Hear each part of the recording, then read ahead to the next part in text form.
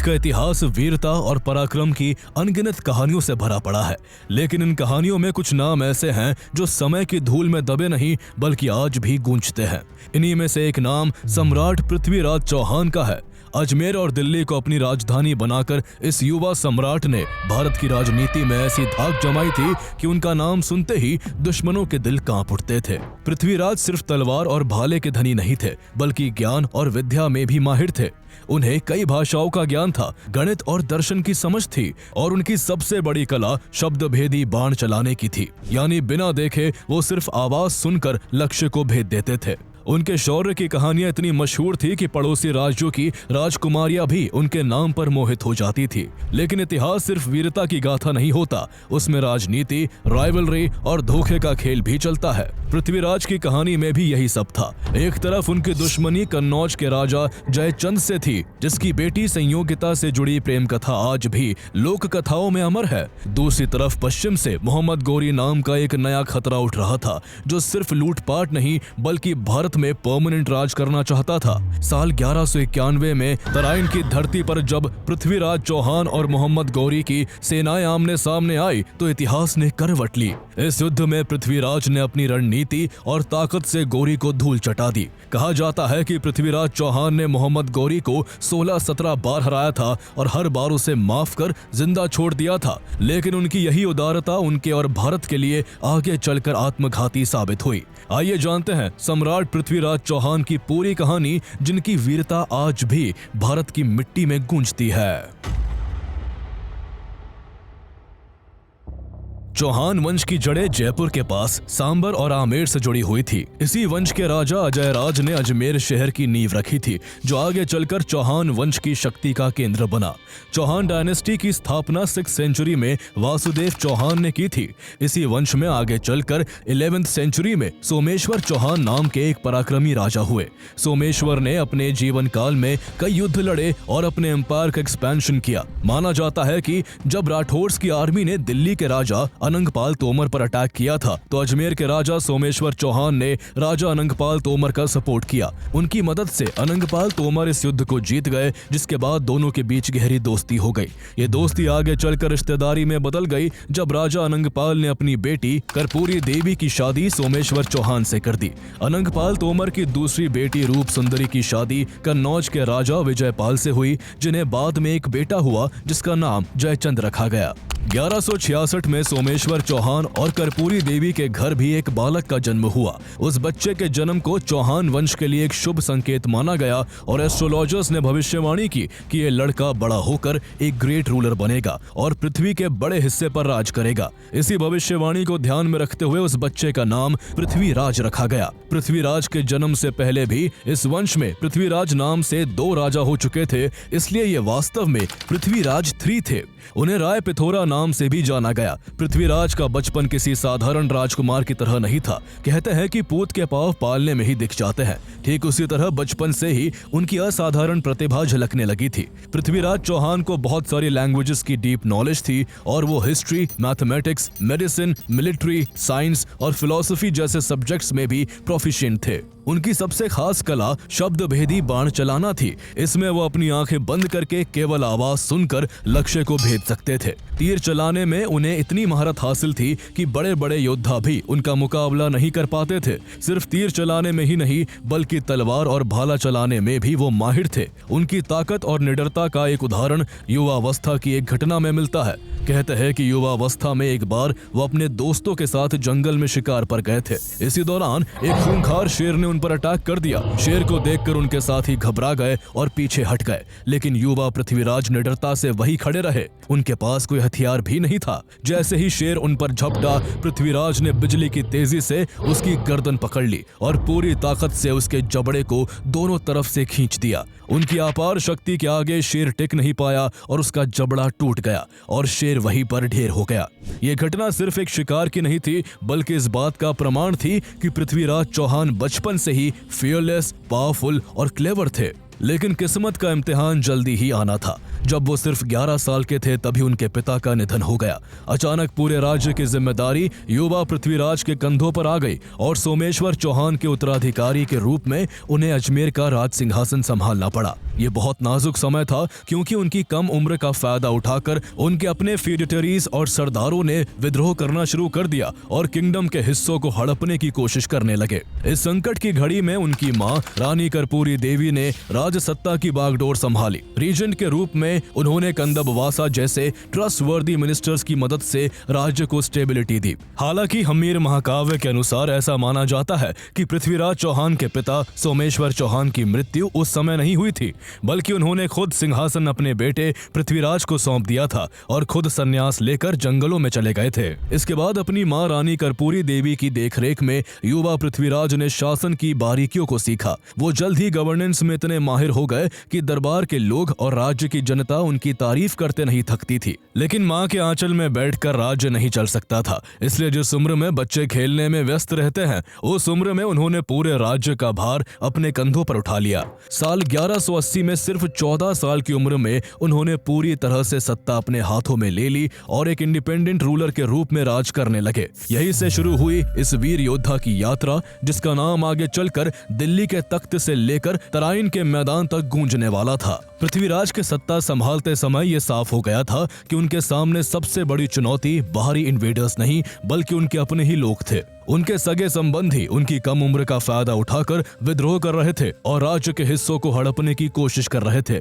ये घटना बताती है कि 12th सेंचुरी में भारत का फ्यूडल सिस्टम कितना कमजोर और अनस्टेबल था। जब कोई स्ट्रॉन्ग सेंट्रल रूलर नहीं होता था तो लोकल सरदारों की लॉयल्टी राज्य के बजाय अपने पर्सनल इंटरेस्ट की तरफ मुड़ जाती थी।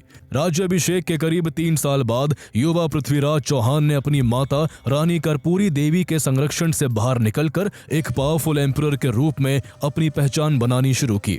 उनका पहला और सबसे जरूरी काम नागार्जुन के विद्रोह को कुचलना था। नागार्जुन पृथ्वीराज के चाचा विग्रहराज IV का बेटा था। उसने पृथ्वीराज की कम उम्र का फायदा उठाते हुए सिंहासन पर अपना दावा पेश कर दिया और गुड़पुरा, जो आज गुरुग्राम के नाम से जाना जाता है, उसका किला हथिया लिया। ये केवल एक विद्रोह नहीं बल्कि चौहान राजवंश के भीतर पावर को लेकर सीधा संघर्ष था।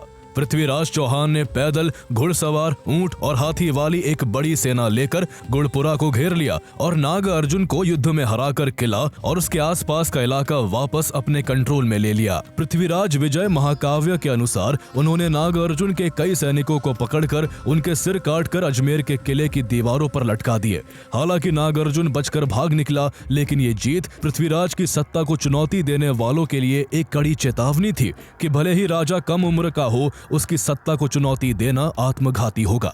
इस सफलता के बाद पृथ्वीराज ने केवल अपने राज्य की प्रोटेक्शन ही नहीं की बल्कि एक ग्रेट एम्पायर का एक्सपेंशन करना भी शुरू कर दिया। इसके बाद 1182 में पृथ्वीराज चौहान ने भदानकास के विद्रोह को खत्म किया, जिनकी टेरिटरी आज के हरियाणा के भिवानी, रेवाड़ी और राजस्थान के अलवर तक फैली हुई थी। भदानकास के खिलाफ ये जीत उनके लिए इसलिए भी इम्पोर्टेंट थी क्योंकि भदानकास की टेरिटरी दिल्ली के रास्ते में पड़ती थी। दिल्ली को चूंकि लगभग 1150 से 1164 के दौरान पृथ्वीराज चौहान के चाचा विग्रहराज IV ने जीत लिया था, इसलिए जब पृथ्वीराज चौहान ने गद्दी संभाली थी तब दिल्ली पहले से ही उनके साम्राज्य का हिस्सा थी। दिल्ली एक बहुत बड़ा ट्रेड और स्ट्रेटेजी सेंटर था और इसलिए इस जीत के बाद पृथ्वीराज ने दिल्ली को अपनी दूसरी राजधानी बना लिया, जिसके बाद नॉर्थ इंडिया में उनकी पोजीशन और भी मजबूत हो गई। उन्होंने दिल्ली में किला राय पिथौरा भी बनवाया, जो उनकी इस कैपिटल के लिए काफी इंपॉर्टेंट जगह बनी।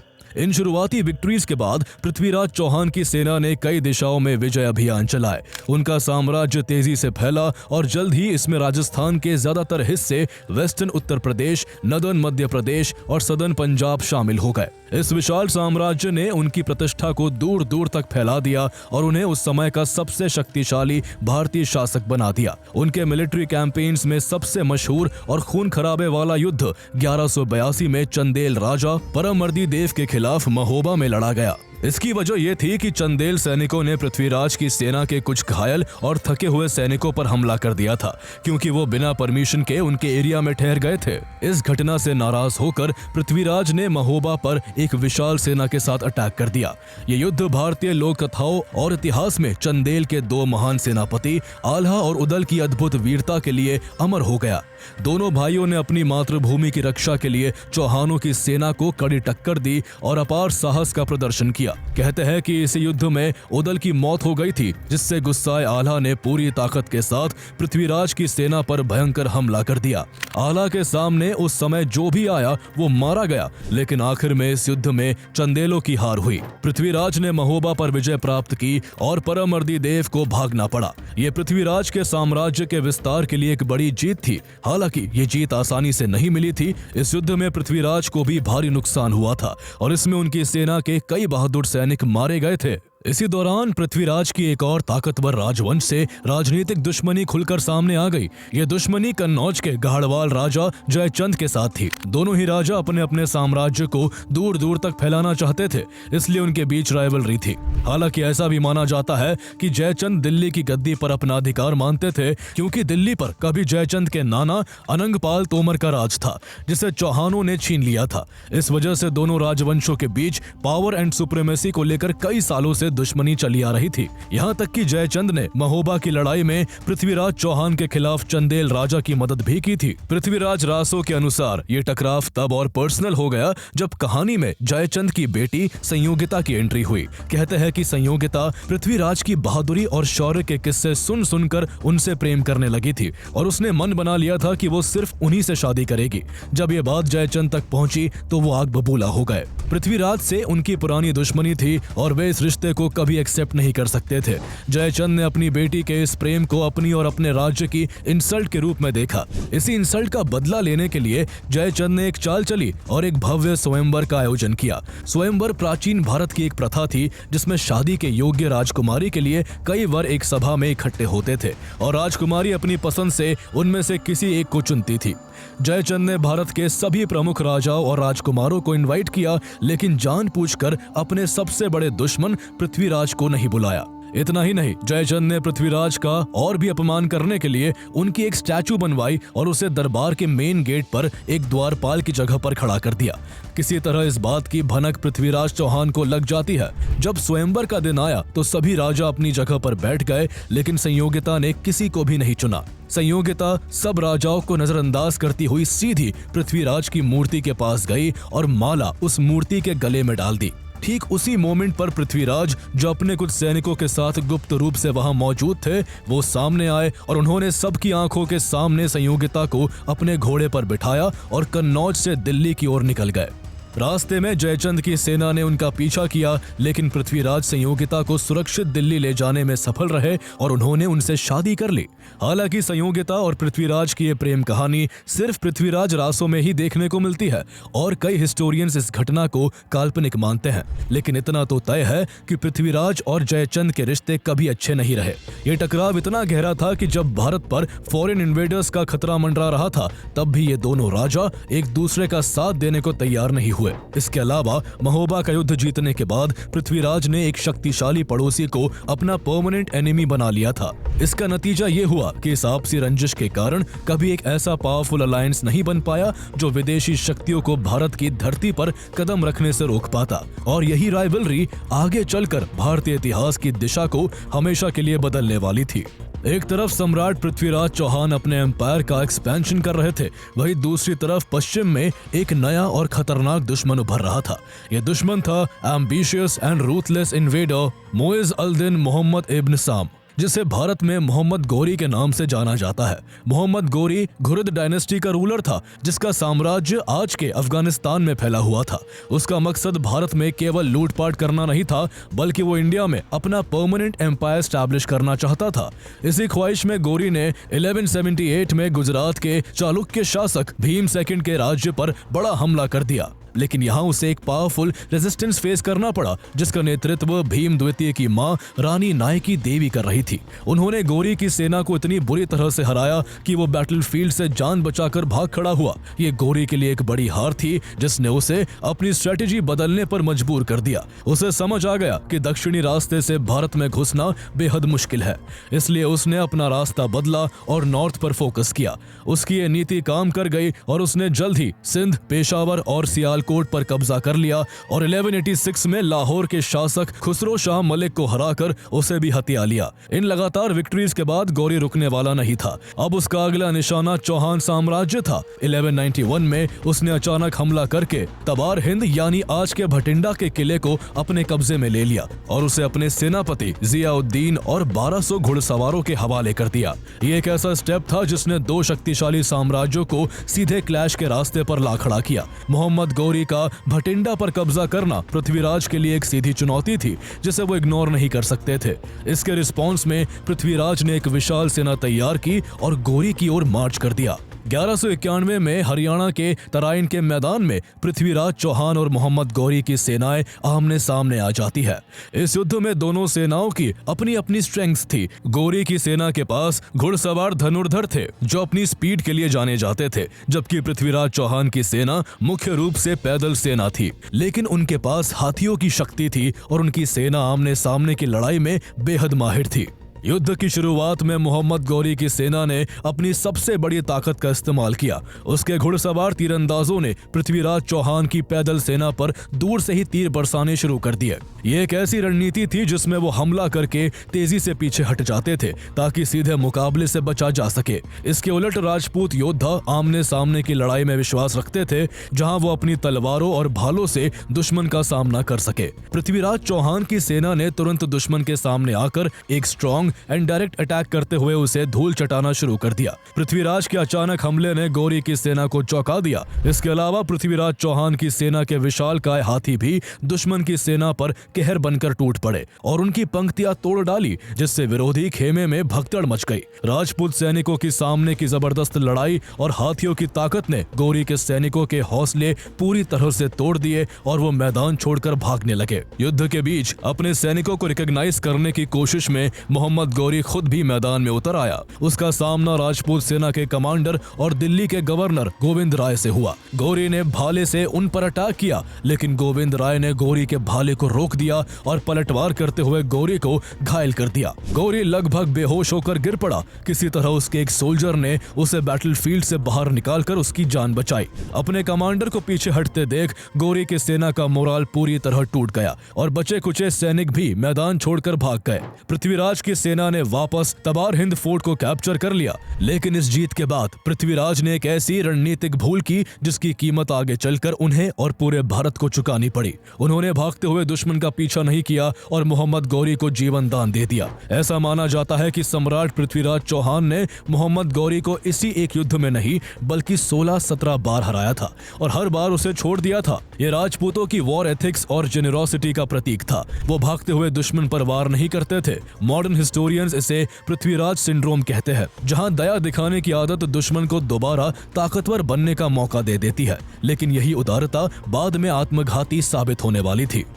पृथ्वीराज चौहान से बार बार हार मिलने के बाद मोहम्मद गौरी अपमानित होकर वापस गजनी लौट गया था। वहां उसने अपनी फोर्स के उन कैप्टन्स और कमांडर्स को पब्लिकली बेइज्जत किया जिन्होंने युद्ध में कायरता दिखाई थी।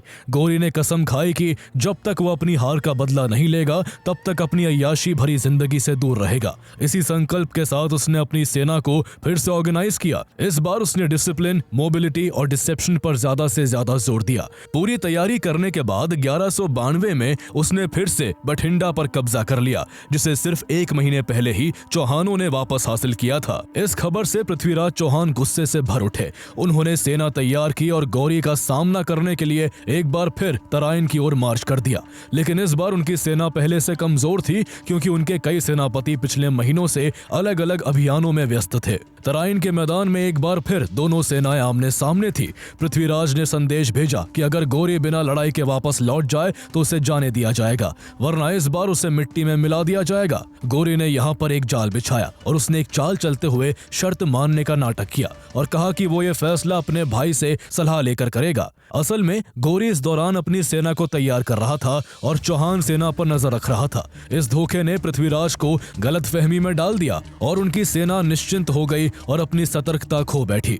यही उनकी सबसे बड़ी गलती साबित हुई। गौरी को पता था कि राजपूत आमने सामने की लड़ाई में बेहद ताकतवर है है, इसलिए उसने अपनी सेना को छोटी छोटी यूनिट्स में बांटा और उन्हें निर्देश दिया कि उन पर दूर से हमला करे और जैसे ही राजपूत सेना पलटवार करे वैसे ही लड़ाई छोड़कर वो पीछे हट जाए। गौरी की चाल काम कर गई। जैसे ही उसकी सेना ने राजपूतों पर दूर से हमला किया, पृथ्वीराज चौहान की सेना दुश्मन का पीछा करने लगी, लेकिन ये एक ट्रैप था। लगातार पीछा करने से राजपूत सेना के हाथी, घोड़े और पैदल सैनिक थक गए। रात भर उन्हें आराम करने को नहीं मिला। जब अगली सुबह राजपूत सेना अपने डेली रूटीन्स में बिजी थी और डिसऑर्गेनाइज थी, तब गौरी की सेना ने उन पर अचानक डिसाइसिव अटैक कर दिया। इस धोखेबाजी और स्ट्रेटेजिक क्लेवरनेस के सामने राजपूत सेना टिक नहीं पाई। सम्राट पृथ्वीराज चौहान की हार हुई और उन्हें प्रिजनर बना लिया गया। इस तरह तराइन का दूसरा युद्ध गौरी की डिसाइसिव विक्ट्री के साथ खत्म हो गया। ये हार पृथ्वीराज चौहान की वीरता की कमी के कारण नहीं, बल्कि उनकी स्ट्रेटेजिक चूक और दुश्मन को अंडर एस्टिमेट करने के कारण हुई। उनका तरीका, जिसके तहत भागते दुश्मन को भी जीवन दान दिया जाता था, गौरी जैसे रूथलेस इन्वेडर के सामने बेअसर हो गया, जिसका एकमात्र लक्ष्य किसी भी तरह जीत हासिल करना था। इस हार ने भारत में मुस्लिम शासन की स्थापना का रास्ता खोल दिया और इंडियन हिस्ट्री की डायरेक्शन हमेशा के लिए बदल दी। ऐसा माना जाता है कि कन्नौज के राजा जयचंद ने इस युद्ध में मोहम्मद गौरी का सीक्रेटली साथ दिया था। यही कारण है कि बाद की लोक कथाओं में जयचंद नाम गद्दार का पर्यायवाची बन गया। हालांकि कई इतिहासकार इस कहानी को झूठा मानते हैं। उनके अकॉर्डिंग जयचंद ने भले ही पृथ्वीराज का साथ ना दिया हो, लेकिन वो गौरी के साथ भी नहीं था। हालांकि आगे चलकर मोहम्मद गौरी ने जयचंद को भी हराया और उनकी हत्या कर दी। सेकंड बैटल ऑफ तराइन में हार के बाद सम्राट पृथ्वीराज चौहान का अंत कैसे हुआ, ये आज भी हिस्टोरियंस के बीच डिबेट का सब्जेक्ट है। इस विषय पर कई कॉन्ट्राडिक्टरी व्यूज है। कुछ हिस्टोरिकल सोर्सेज का मानना है कि पृथ्वीराज बैटलफील्ड में ही वीरगति को प्राप्त हो गए थे। आजकल सब बोलते हैं SIP स्टार्ट